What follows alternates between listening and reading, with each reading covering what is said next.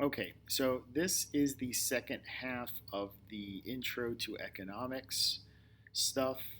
So here we're going to look at the role of economics or economic history in China.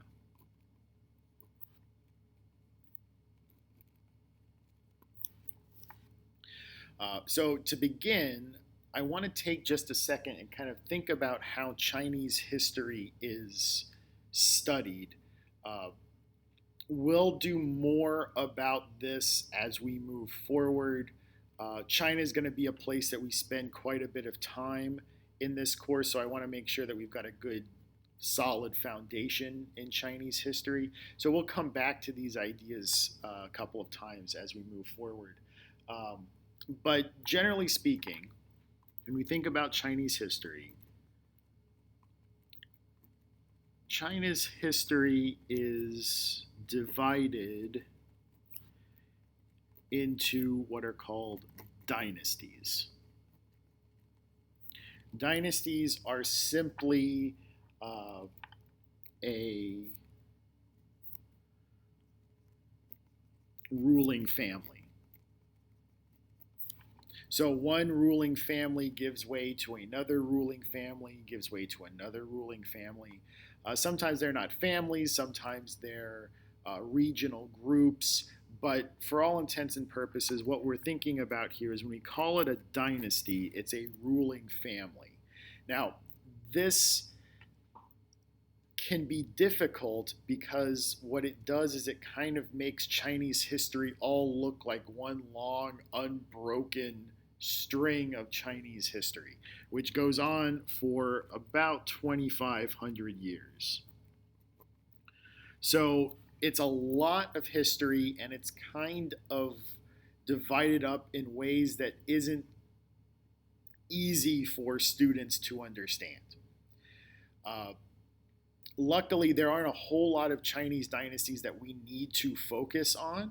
But what I'm going to do very, very quickly is just name some of the very earliest ones to give you a sense of how the economic history of China factors into these early dynasties. So, the earliest dynasty the earliest dynasty is called the Shia Dynasty, and please forgive my horrible pronunciation of these things. I'm doing my best. So, the Shia Dynasty is thought of as being kind of half mythical, half real. And what the Shia Dynasty is known for is the creation of flood control over the Yellow River. So instead of the Shia dynasty being known for military conquest or anything like that, it's an engineering thing that they're known for. In fact, their mythical hero is named Yu the Engineer. So not the great, not the magnificent, he's the engineer. And so it kind of gives you an idea of what the Chinese priorities are at the time.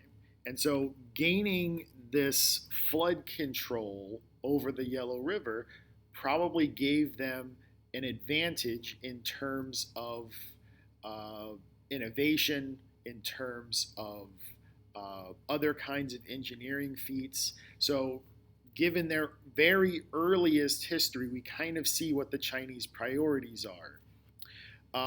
The next dynasty is called the Shang Dynasty.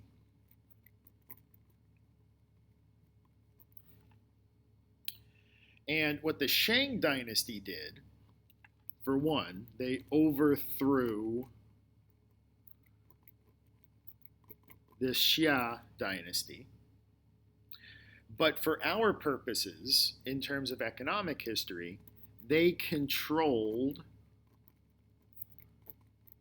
the copper and tin mines. meaning that they controlled the production of bronze.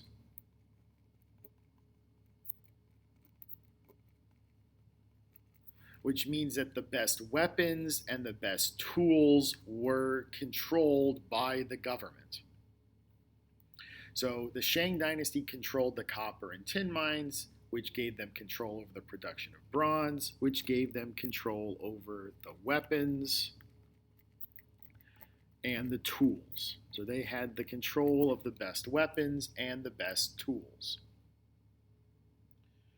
The next dynasty is called the Joe Dynasty. Now, at this point, iron has replaced bronze as the main metal of choice. And they tried to control the iron mines, but iron is much too common.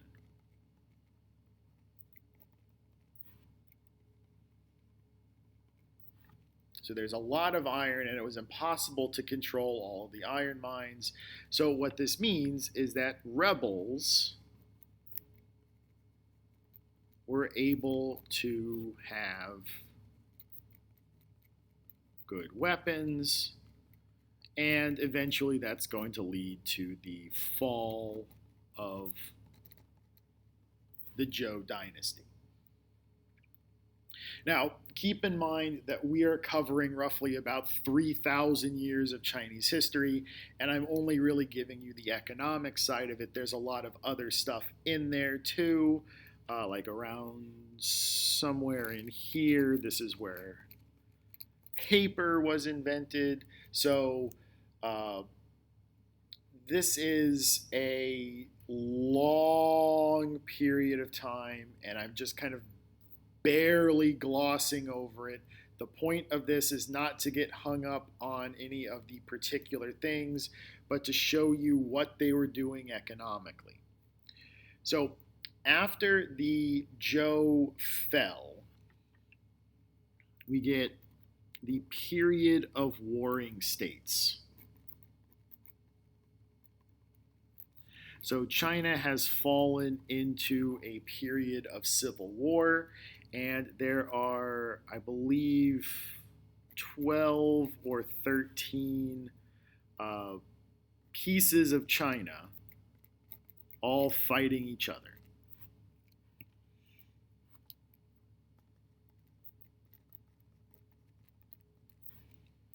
So we get a kind of multi-opponent civil war, and China has kind of fallen into disunity. We'll talk a lot about the period of warring states when we talk about Chinese philosophy in our unit on religions. But what I want to talk about right here is the thing that pulls China out of the period of warring states. So one of the little pieces of China that succeeds in reuniting China is called the Qin. That was what that piece of China was called. And the Qin recreate a new dynasty. So we get the Qin Dynasty. And they used a policy called legalism. And we'll talk more about legalism when we get to our unit on religion and Chinese philosophies. But what legalism basically did was enact strict laws and harsh punishments. That's kind of how China came back together, was through this policy of strict laws and harsh punishments. But in terms of our economic theme here, legalism also kind of forced China back into its roots. So it kind of encouraged people to farm or join the military.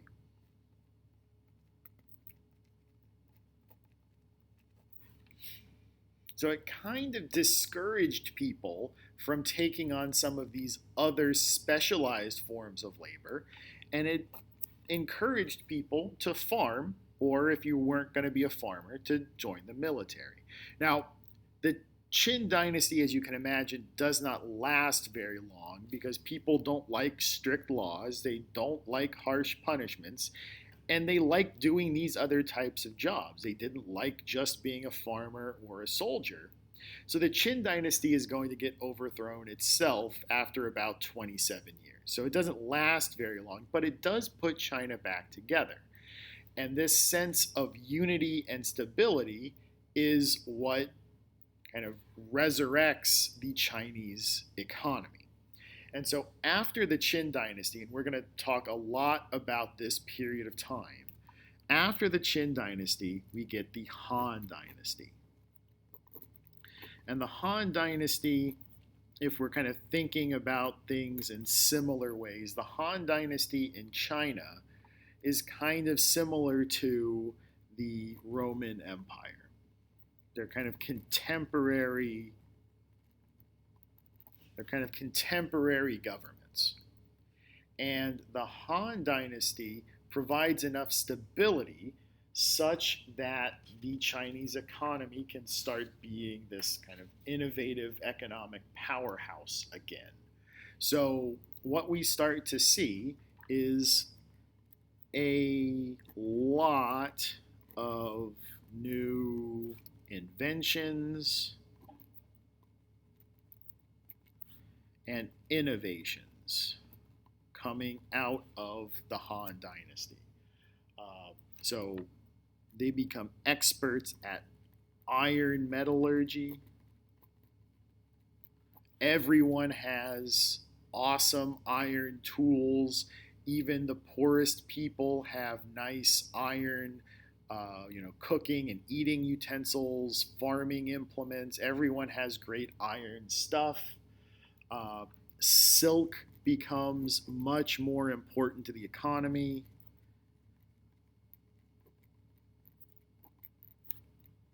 So much so that the major Eurasian trade route becomes known as the Silk Road, because that was the thing that everybody wanted on that trade route.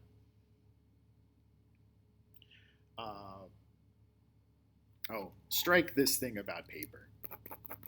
That doesn't happen there. I thought that sounded wrong. So strike that thing about paper.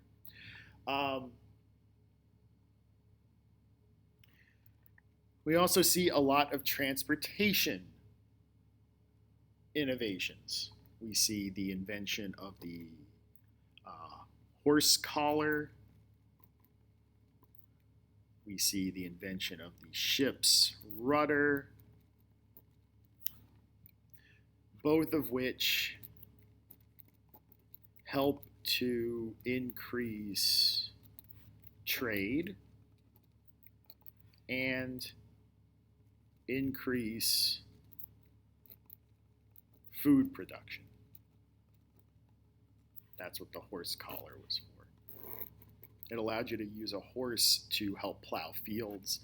Ship's rudders let your ships go far. That lets you steer a ship, essentially.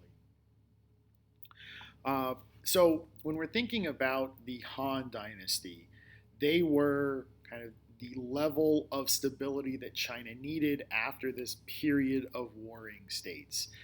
But to wrap this up, I do want to talk about the power of economics to heal, but economics can also destroy empires and governments as well. So when we think about the fall of the Han Dynasty, there were a lot of economic reasons for the Han Dynasty to fall as well. So the Han Dynasty used economics to kind of bring itself up, and economics also caused the Han Dynasty to eventually collapse. And one of the big problems of the Han Dynasty was that there was a growing gap between rich people and poor people. The rich people were doing really, really well, and they were getting more and more well off, whereas the poor people were falling further and further behind.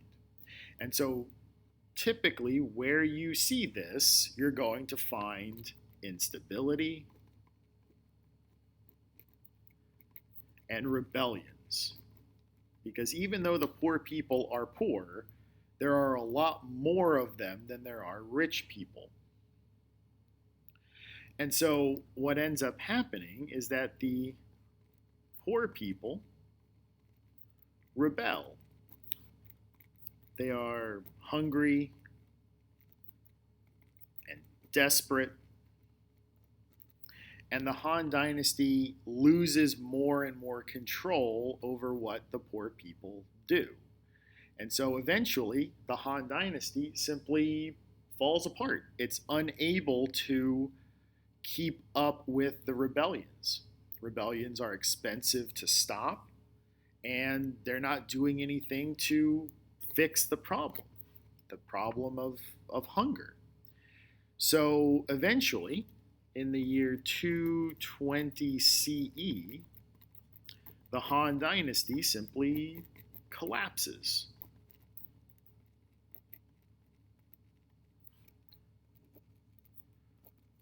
Due to continued rebellions. So just as economics was able to pull the Han Dynasty, or pull China back together and give us the Han Dynasty, which lasted for roughly about 400 years, economics also caused the Han Dynasty to collapse. So I'm going to stop there. If you're still on campus, this is Mr. Nissen signing off.